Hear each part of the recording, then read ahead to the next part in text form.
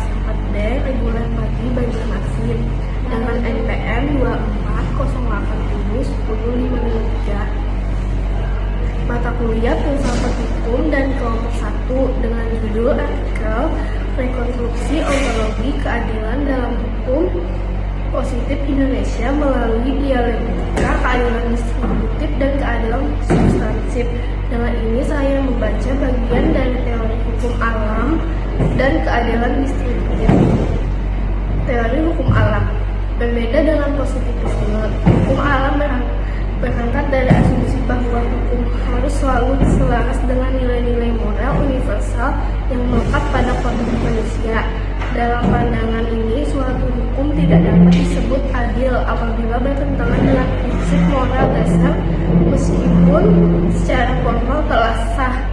Thomas Aquinas dan Lon pernah menegaskan bahwa hukum memiliki dimensi moral integral yang tidak dapat dipisahkan dari keberlakuannya. Fuller bahkan menyatakan bahwa hukum harus memenuhi inner morality of law, seperti konsistensi, keterbukaan, dan kejelasan agar dapat dikatakan sebagai hukum yang layak. Dalam konteks ini, keadilan tidak hanya diukur dari aspek legalitas, tetapi juga dari kesesuaiannya dengan nilai kemanusiaan dan moralitas sosial yang berlaku dalam masyarakat. Keadilan distributif.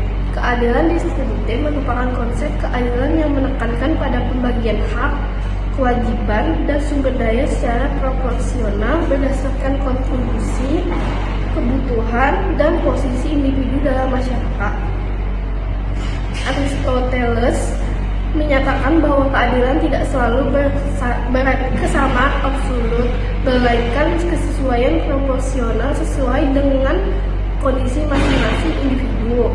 Dalam perkembangan modern, John Rawls memperkuat konsep ini melalui teori justice of as fairness yang menyatakan bahwa ketimpangan sosial hanya dapat dibenarkan jika memberikan manfaat bagi kelompok yang paling tidak beruntung. Dengan demikian, keadilan distributif berfungsi sebagai mekanisme untuk menciptakan keseimbangan dalam struktur sosial. Sekian, terima kasih.